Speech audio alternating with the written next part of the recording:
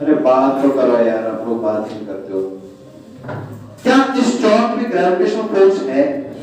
सारे बोलो, क्या इस चौक में ग्रेविटेशनल फोर्स है?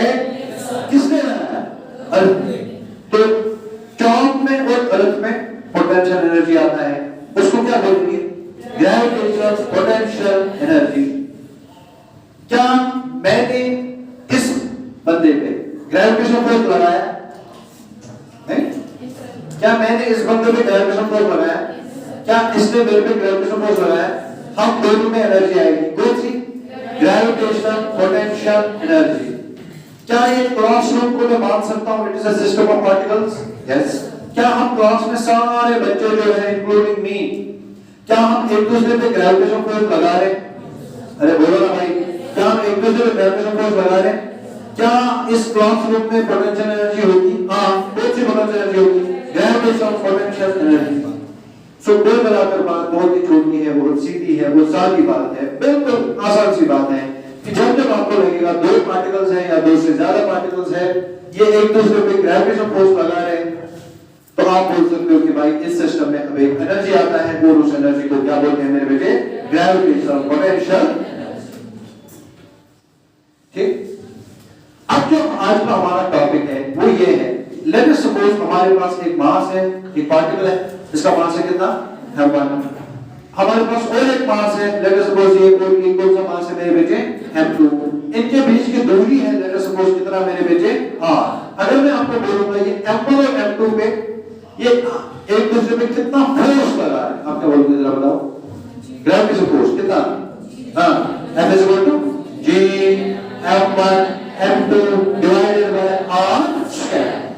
क्या मैं बोल सकता हूं कि इसने उस पे ग्रेविटेशनल फोर्स लगाया, उसने इस पे ग्रेविटेशनल फोर्स लगाया? आया ना बोलना पड़ेगा भाई, लगाया कि नहीं लगाया? क्या मैं बोलूंगा m1 और m2 के पास पोटेंशियल एनर्जी होगा? m1 और m2 के पास कितना? How much potential energy? If the gravitational force is G m1 m2 by r square, m1 creates a gravitational force on m2, m2 creates a gravitational force back on m1. We say the two particles are creating a gravitational force on each other, and we know how much is the gravitational force. And also now we know because of the gravitational force, the system of the two particles possesses an energy that we call as the gravitational potential energy. But the question is, how much gravitational potential? mgh है? कौन सा है? कौन सा जी और कौन सा है? दोनों नहीं, mgh तो अलग चीज है। How much potential energy? That's our question. बताओ। हाँ,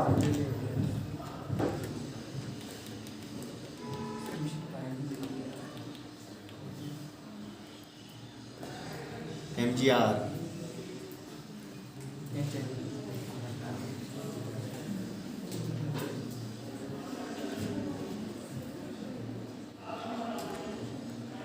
अगर इस सिस्टम में पोटेंशियल एनर्जी है कितना है? That is the question. अब जवाब आपको पता होगा नहीं, क्योंकि आज का हमारा टॉपिक यही है। समझ में आ रहा है? आज का टॉपिक हमारा यही है कि यही पोटेंशियल एनर्जी हमें देखना है कि इस सिस्टम में कितना पोटेंशियल एनर्जी स्टोर होता है। That's our topic for today and you will find the answer at the end of the lecture. लेकिन उससे पहले हमें एक चीज पता होना चाहिए, ये वर्क पावर एनर्जी जो है, हमने इससे पहले जो चैप्टर पढ़ा वहां पर एक इक्वेशन होता है, work done by external agent on a system is equal to the change in potential energy of the system. This is an equation जो आपने वर्क पावर एनर्जी में पढ़ा होगा। अगर आपको पढ़ा है अच्छी बात है, अगर आपने नहीं पढ़ा है ज्यादा अच्छी बात है, क्योंकि वैसे भी मैं रिवाइज करा रहा हूं कि work done by any external agent on a system is equal to the change in potential energy of the system। कहने का मतलब यह है कि जब जब एक एक्सटर्नल एजेंट किसी भी सिस्टम पे वर्क करता है, ठीक है, तो उस सिस्टम का पोटेंशियल एनर्जी बदलता है। आप बोलोगे सर नहीं आया समझ, ये थोड़ा मैथमेटिकल हो गया, इक्वेशन तो आपने समझ में आया। अगर सिस्टम पे एक्सटर्नल फोर्स, एक्सटर्नल एजेंट काम करेगा तो सिस्टम का पोटेंशियल एनर्जी बढ़ता है या कम होता है, लेकिन कैसे? इसका फिजिक्स में आपको थोड़ा सा डेमोंस्ट्रेट करके दूंगा कि ये कोई रॉकेट साइंस नहीं है, ये बहुत ही आसान सी चीज है। मैं आपको समझाता हूं। देखो ये देखो, ये चौक है, क्या इस पे ग्रेविटेशनल फोर्स है? क्या इस पे पोटेंशियल एनर्जी है? Very good. अब देखो एक्सटर्नल एजेंट कौन होता है? भूत। एक्सटर्नल एजेंट कौन है? भूत है क्या? अरे मैं हूं एक्सटर्नल एजेंट, आप हो एक्सटर्नल एजेंट। आपने इस जॉब पे वर्क किया, कैसे? ऊपर किया। तो जब आपने जॉब को ऊपर दिया, जॉब का पोटेंशियल एनर्जी बढ़ गया। तो वही इक्वेशन है, मैंने वर्क किया, पोटेंशियल एनर्जी चेंज हो गया। नहीं आया समझ? इक्वेशन भी वही कहता है, कौन सा बड़ी बात है? एक्सटर्नल एजेंट वर्क करता है, सिस्टम का पोटेंशियल एनर्जी चेंज होता है, और दोनों आपस में बराबर होते हैं। जितना वर्क होता है उतना पोटेंशियल एनर्जी चेंज होता है। 10 जूल वर्क करो, पोटेंशियल एनर्जी 10 जूल से ही चेंज होगा। 20 जूल वर्क करो, पोटेंशियल एनर्जी 20 जूल से ही चेंज होगा। 30 जूल वर्क करो, पोटेंशियल एनर्जी 30 जूल। मतलब कहने का यह है कि ये जॉब है, या कोई भी चीज मैंने पत्थर उठाया जमीन से, देखो जमीन से जो मैंने पत्थर उठाया ऐसे करना पड़ेगा, ऐसे एक्सर्ट, मतलब मैं क्या कर रहा हूं? मेहनत कर रहा हूं। मेरी मेहनत उसकी पोटेंशियल एनर्जी बढ़ाता है। जितनी मेहनत करूंगा उतना फल मिलेगा, उतना पोटेंशियल एनर्जी बढ़ेगा। जुबान विचार थी, वर्क करो पोटेंशियल एनर्जी बढ़ेगा। जितना वर्क करोगे उतना पोटेंशियल एनर्जी बढ़ेगा, जितना बोलोगे उतना काटोगे। चलो बहुत सारी मुश्किल इक्वेशन, मुश्किल तो नहीं लगा ये जब लोएगा मारोगे। अरे भाई ये मुश्किल तो नहीं लग रहा है ना? ये आप लोगों ने ऑलरेडी पढ़ा है, कहां पर? Work part. अब आपको याद तो है नहीं, क्योंकि आपको ये भी कल ही याद आया कि हमें अब 11th क्लास है, इसलिए मैंने आप लोगों को याद दिलाया कि work done by external agent is equal to change in the potential. इसी इक्वेशन को यूज करके मैं इस सवाल का जवाब दूंगा। नहीं है ऐसे? अरे नहीं, देखो क्या करो, to find how much is the potential energy in the system. ये जो M2 है ना, M2 को मैं पहले रखूंगा किधर? इनफिनिटी। किधर रखूंगा पहले? फिर धीरे धीरे धीरे धीरे धीरे धीरे आहिस्ता आहिस्ता बड़े आराम से प्यार से लाऊंगा इधर, इनफिनिटी से उठा करके मैंने इस पार्टिकल को इधर लाया, और देखूंगा कि एक्सटर्नल फोर्स ने कितना वर्क किया। जितना वर्क हुआ उतना पोटेंशियल एनर्जी। तो मुझे इस सवाल का जवाब मिलेगा। सवाल याद है क्या है? सवाल याद है क्या? सवाल क्या था? जब M1 और M2 के बीच में दूरी होती है, हाँ, तो इस सिस्टम में पोटेंशियल एनर्जी होती है कितनी? वो तो सवाल था। अब जवाब करने का मैंने तरीका बताया। तरीका क्या है? तरीका क्या है? M2 को पहले किधर रखेंगे? फिर धीरे धीरे धीरे धीरे करके किधर लाएंगे? किधर लाएंगे? अरे कितनी दूरी पर रखेंगे? पहले कितनी दूरी पर? अभी कितनी दूरी पर? हाँ, तो क्या कैलकुलेट करेंगे? वर्क करना, तो हमें चेंज इन पोटेंशियल एनर्जी भी मिलेगा। नहीं आया समझ? देखो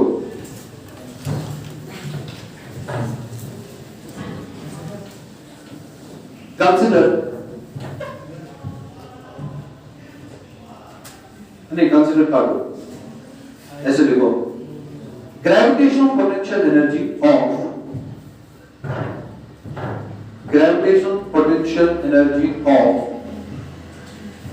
a system of two particles, gravitational potential energy of a system of two particles, gravitational potential energy of a system of two particles, M1 and M2, separated by a distance r, separated by a distance r,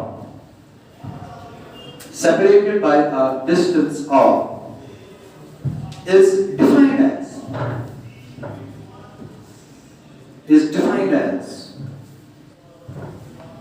defined as work done is defined as the work done. Work done to bring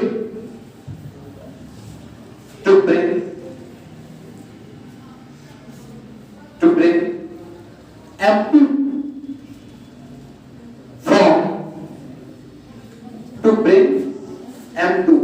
from infinity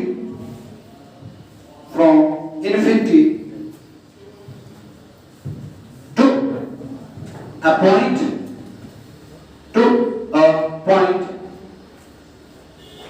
point located at a distance r, located at a distance r from कहां से r, कहां से, अरे कहां से, from m1। बस अगला paragraph change करके consider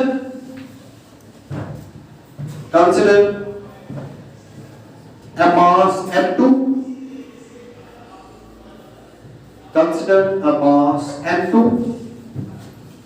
brought B-R-O-U-G-H-T brought slowly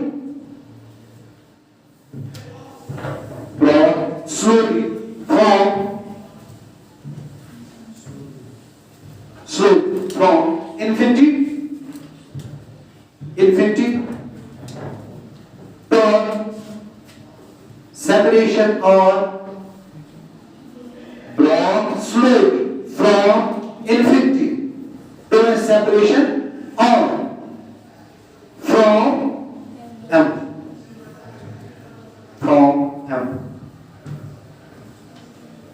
ठीक है, लिखो बेटे। The work done by external agent,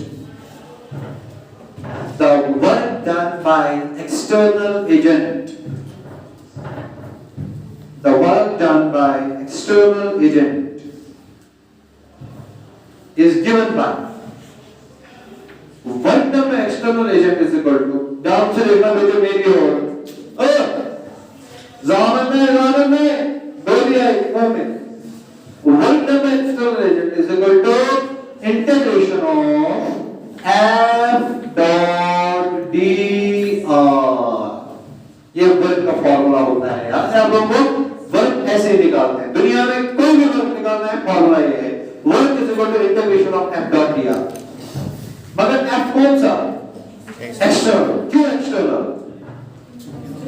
क्यों एक्सटर्नल, क्यों, अरे क्योंकि एक्सटर्नल वर्क निकालना है, you have to calculate the work done by external agent, तो प्लस भी एक्सटर्नल ही लिखोगे ना इधर, पता लगा या फिर बोल, अच्छा चलो जाने दो, देखो, हाँ, क्या बोला आपने, कुछ बोला, सवाल है कोई, अगर आपने पूरे जो मैंने आपको डेफिनेशन दिया, वहां पर आपने एक वर्ड लिखा, स्लोली, लिखा कि नहीं, स्लोली मतलब स्लो मोशन, जैसे सलमान खान गाता है, इसका मतलब जो M2 है, M2 को मुझे इन्फिनिटी से लाना है up to distance r, but I have to get it slowly. How can I get something slowly from somewhere to somewhere? मैं आपको समझाता हूँ, इधर देखो मेरे बेटे, slowly क्या है, फर्क क्या है, which stop, कर रिलीज, ये नीचे गिरा, slowly गिरा क्या, स्लो मोशन में गिरा क्या, वेरी गुड। देखो एक्सटर्नल फोर्स का काम यही होता है, फॉर एग्जांपल अब मुझे किसी को नीचे लेना है, स्लो, कुछ भी क्या, मैं इसको ऐसे पकड़ के रखूंगा, मतलब इट्स एन एक्सटर्नल, अब अपने हिसाब से इसको गिरने नहीं दे रहा हूँ, स्लोली नीचे ला रहा हूँ, इसका मतलब एक्सटर्नल फोर्स जो है वो ग्रेविटेशनल फोर्स के अपोजिट होना चाहिए, तब जाकर ये क्या, या तो स्लोली नीचे आएगा या तो स्लोली ऊपर जाएगा, समझ में आ रहा है?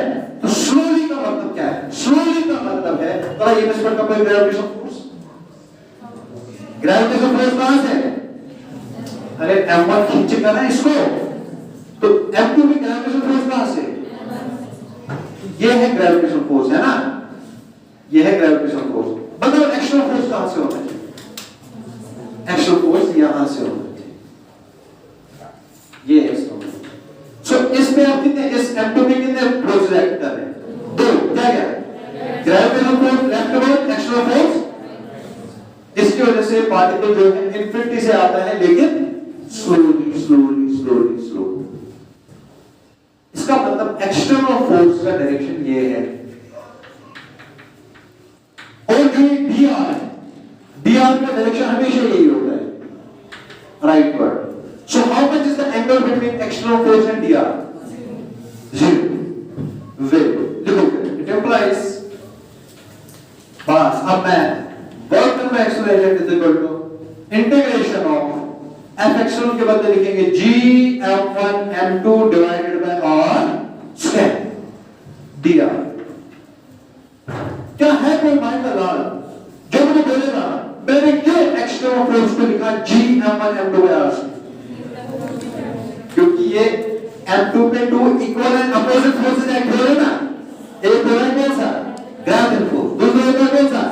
ये दोनों आपस में बराबर है ना, जितना ये है उतना ये भी है, तब जाके स्लोली आएगा ना, अदरवाइज ये स्लोली नहीं आएगा। इसलिए मैंने एक्सटर्नल फोर्स के बदले क्या लिखा बेटे? G M1 M2 divided by R square multiply by D। Integration कहां से कहां तक? इंटीग्रेशन कहां से कहां तक मेरे बेटे? इंटीग्रेशन होगा इन्फिनिटी से लेकर r। क्यों इंटीग्रेशन क्यों इन्फिनिटी से r तक होगा? इनसे हो जब हम वर्क कैलकुलेट कर रहे हैं, जब पार्टिकल पहले किधर था इन्फिनिटी, बाद में किधर है r, तो इन्फिनिटी से तो r तक इंटीग्रेशन करोगे ना बेटे? शाबाश। लिखो अगला math. It implies work done by external agent is equal to g m1 m2 आएगा बाहर, g m1 m2 आएगा बाहर, इंटीग्रेशन होगा 1 by r square dr। 1 by r square dr का इंटीग्रेशन है -1 by r under limits infinity to r। अब आप बोलोगे सर ये भी नहीं आता है, अब ये भी नहीं आता है तो मतलब इंटीग्रेशन में ही प्रॉब्लम है, तो मतलब पूरा 11 ही नए से करना पड़ेगा अगर इंटीग्रेशन भी हमें नहीं आता। So work done by external agent is equal to g m1 m2 बाहर आएगा, 1 by r स्क्वायर dr का इंटीग्रेशन है -1 by r। कहां से कहां तक? इन्फिनिटी से लिमिट। ओके लिखो अगला।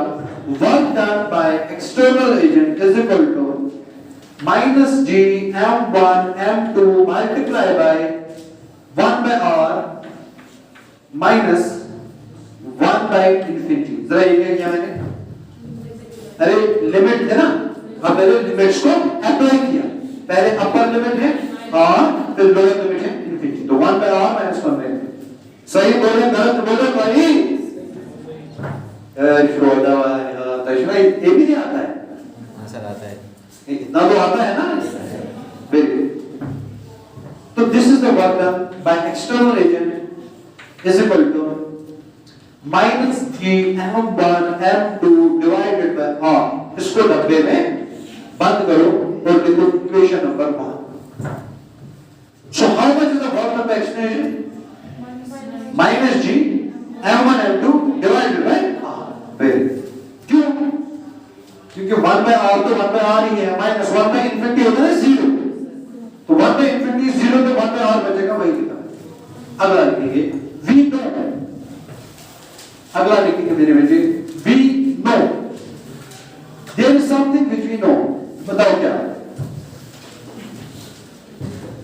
करा कहेगा work done by external agent is equal to the change in potential. अभी नहीं लिखना, अभी नहीं लिखना मेरे बेटे, अभी नहीं लिखना। This is something which we know that work done by external agent is equal to change in potential. ये हमें कैसे पता है? अरे मैंने नहीं पढ़ाया ना। कब?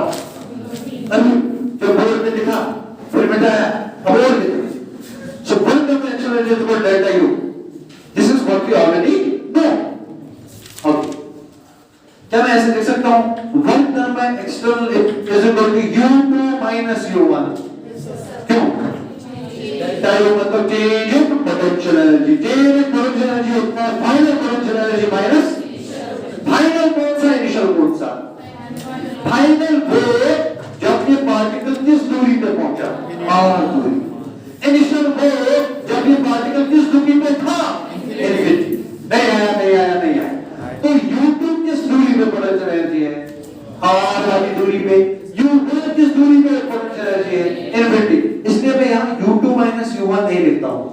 मैं लिखता हूं u नीचे छोटा सा r माइनस u नीचे छोटा सा, ये तो एक ही बात हो गई। नहीं आया समझ? इसलिए मैंने डेल्टा u के बदले u2 माइनस u1 नहीं लिखा, मैंने डेल्टा u के बदले ur माइनस u इंफिनिटी। अगला पॉइंट इधर था, अभी मत करो, बाद में करते रहो। assuming we assume that u infinity is 0, बताओ इसका मतलब क्या है? मैंने assume किया कि जब m1 और m2 के बीच में दूरी कितनी थी, इनफिनिटी, तब सिस्टम में पोटेंशियल एनर्जी कितनी थी बेटे? This is an assumption which you have to always make while you calculate the potential energy of a system. किसी न किसी पॉइंट पे आपको पोटेंशियल एनर्जी 0 रखना पड़ेगा। उस पॉइंट को बोलते हैं रेफरेंस पॉइंट। क्या बोलते हैं बेटे? या बोलते हैं डेटम लेवल। अगर आप देखो कि वर्क पावर एनर्जी के चैप्टर वीडियो अगर आप देखो किसी सर का, he must be mentioning it somewhere. Datum level इसको बोलते हैं या रेफरेंस पॉइंट इसको बोलते हैं। रेफरेंस पॉइंट पे हमेशा पोटेंशियल एनर्जी कितना मानना पड़ता है? तो यहां मैंने रेफरेंस पॉइंट किसको माना? इनफिनिटी। तो मैंने इनफिनिटी को रेफरेंस पॉइंट मान के इनफिनिटी पे कितना पोटेंशियल एनर्जी सेट किया? 0। तो वही assuming u infinity is equal to, क्या मैं बोल सकता हूं work done by external agent is equal to ur? क्यों? ur माइनस u इंफिनिटी को क्या मानना? आपने उल्टा लिखा। Sorry, assuming u infinity to be equal to 0, given w external is equal to u, नहीं आया समझ? क्या मैं ऐसे लिख सकता हूं? It implies ur is equal to work done by external agent, वो कितना है? वो कितना है? Minus g m1 m2 divided bye answer.